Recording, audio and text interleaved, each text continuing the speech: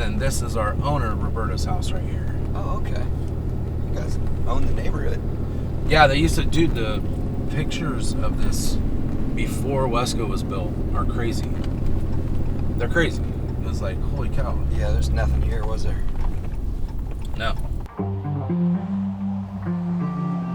You know, I just want people to have an informed view of what we're about, what we do, and I want people to be excited too. You know, you get a pair of Wescos, what's cool about that? A lot of people get here and they're like, they'll call, am I here? I'm like, yeah, there's a Wesco sign out front. You're here. Oh, you mean a company from 1918? That's part of what's cool about it. But like the rich family history, the family that's still here that owns it and oversees it and runs it. Get a good shot? Yeah. Okay, cool. We'll rip up to the factory and then we'll kind of just do a walkthrough. Yeah. And then just kind of show you, well, basically just do a tour for you. Oh. This has been quite a peek behind the curtain, man. Yeah, I think you get the bigger picture. You know, most people just want to see what's going on, and it's very real. It's not this huge production thing of where people aren't really interacting or really involved. You know, part of it that's behind the scenes, it's still in the secret recipe, is equally as fun to me. And it's time. I mean, we haven't had anyone shoot any type of anything in here for a long time. Yeah.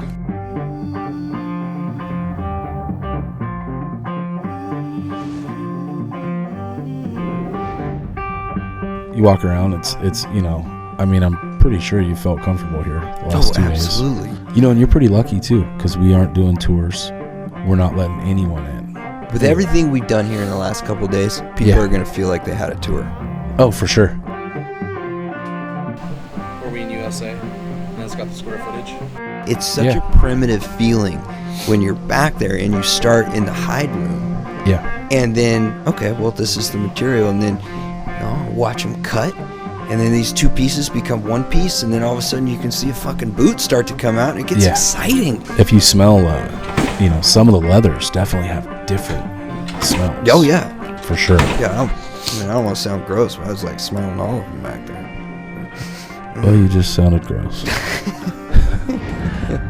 I mean, it's all done by hand, so there's no real assembly where you just set it in and it does it. Everything upstairs you're watching, and we skive everything, and we know where every stitch has to be. I mean, there's definitely an art to it.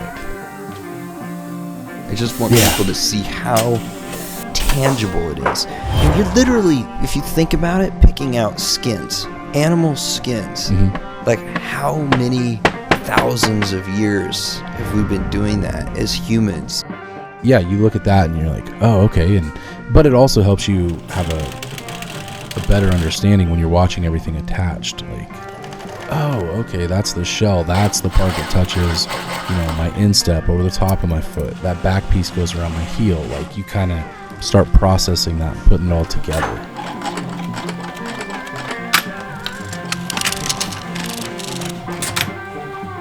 What you've seen, I mean, that's hopefully the insight we can give. You know, it doesn't even have to be a customer, just anyone that's interested in the craft of something that's still made in the States that's like full hands-on is, I mean, it's unique.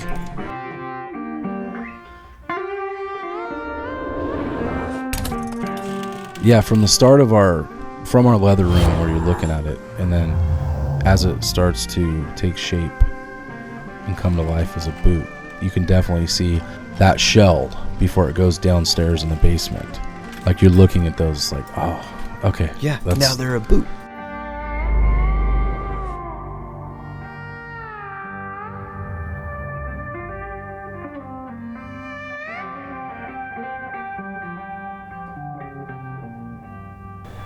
Yeah, these are crazy, right?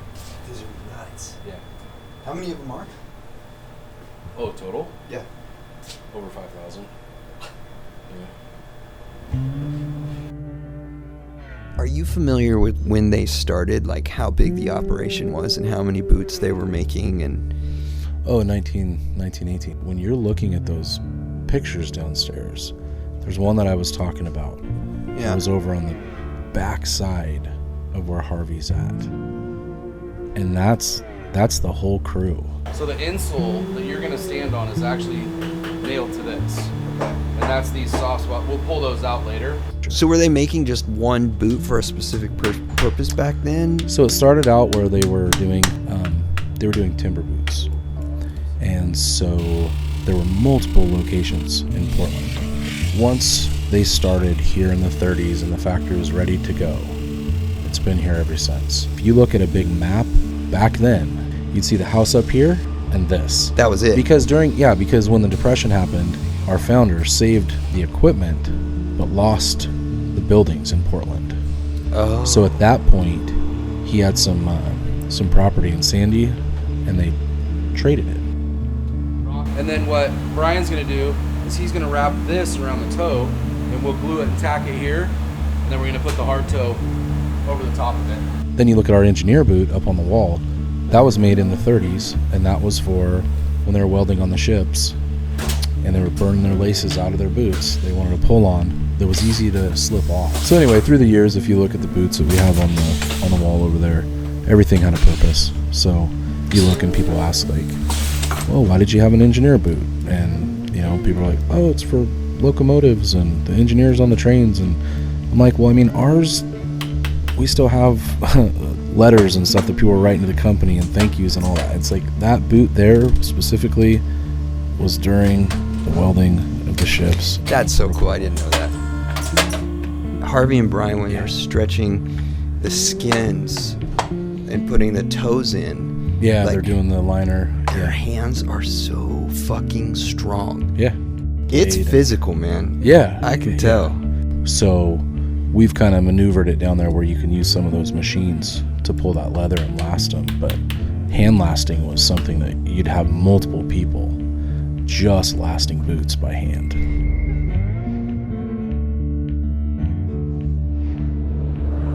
But you watch our flow and it's like boom, boom, boom. Oh yeah, boom, it's boom, awesome. Boom. It just all makes sense. And we put a lot of time and effort into that. I can probably, I feel like I know everybody who works here now. Know them. Yeah. I could walk through the factory and be like, Don. Went from acquaintance to friend to family. Yeah, man. This is what we're going to attach all the rubber soles to. Oh, so where your rubber sole's sewn through, this is what we put on prior to that. Anybody should feel lucky to work here, I feel like. Once you get through the gate, you're part of Wesco. And you want to be here for the long haul. I mean, we want you to be here for a bit. It's a hard craft to learn. I remember, and I've told this a couple times, but I was out there on that sewing machine. Oh, well, I was going to do this job that this guy had done for years and years and years, and he wasn't really an open book about it. Right. It's like, look, he basically told me this is how it works, good luck. So I'm trying to figure it out, and I'd go over and I'd feel so stupid. I'd just be like, hey, and the coolest part of all of it was after I had learned that job and then learned his job, he's like, hey, saw them boots you did in the back. He's like, you know what? They're actually as good or better than anything I've done. But it wasn't me soaking that up as far as it was just listening to him know that the next person that was taking over that position that he'd done for 22, 25 years, just that job alone, was going to do it to a level that he could respect and appreciate. Dude, I was taking shots of the kind of just the linkage and things that were running those. Yeah. It's hypnotic. Yeah, it's crazy. How many little moving parts there are in that? What's your favorite station, do you think? Stitching. Yeah. I mean, I like talking, obviously. Dude, I can't stop talking, but I like nailing too. Oh, yeah. So those clinch. So on the bottom of our shoe last, there's metal. So when Michael hits that, it crimps over. That's what holds everything together. What do you think you'd do if you didn't work here? Oh, no idea. I always have to do something. I've never been one to not be employed. You've been here for 20 years, though. Yeah. So let's say you never came to Wesco. Boy, that's deep. Actually, when I decided to move up here, I came to the Northwest and just kind of, he reminded me of home in Northern California. Yeah. Humboldt. Anyway, I just, long story short, ended up here and just never wanted to leave.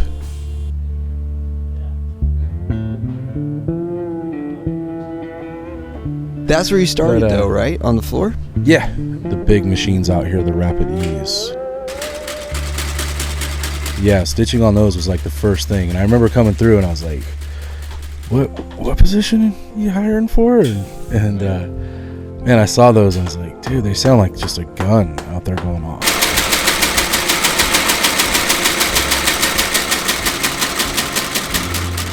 I love it when somebody buys a pair of our boots and they're like, hey, at first I thought, holy crap, these things are $750. And then they proceed to tell us how amazing they are and how they're like the best thing that they put on their feet. Love that. And they've never, you know, I love that. the feel and the quality, and just, we love it because we're still making them how we always have. And someone else has joined the Wesco family. But man, it just happens all over. I'll see someone and It's kind of like old bikes. oh, dude, I bet. Yeah. Yeah, it's same. You know, they've got it on their feet, they've worn it, they've broken You don't it in. go back once you know the difference. I actually warn people about this. I'm like, hey, listen, you're going to put these things on, and immediately you're going to understand. And when someone picks up our boot, they can genuinely feel how solid of a boot it is.